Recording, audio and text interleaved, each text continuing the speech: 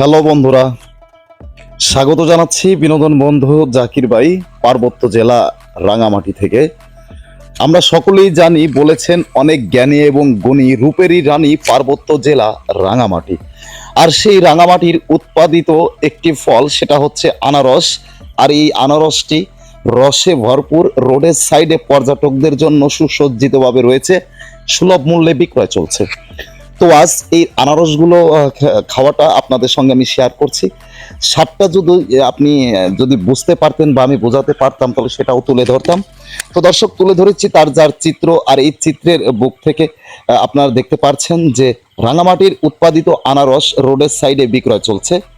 এই আনারসগুলো 10 টাকা এবং 20 টাকা সুলভ মূল্যে মিক্সচার করে কিংবা কাটিং করে বিক্রয় করে এই এলাকারই যিনারা বাসিন্দা রয়েছেন, পর্যটকদের সুবিধার্থে রোডের সাইডে এটা বিক্রয় হয়।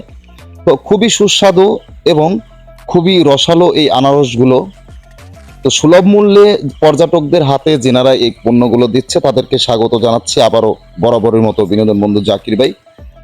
মূল্যের তালিকায় যেটা রাখা রয়েছে, অবশ্যই এটা যুক্তিসঙ্গত ও এটা অবশ্যই সুলভ মূল্য।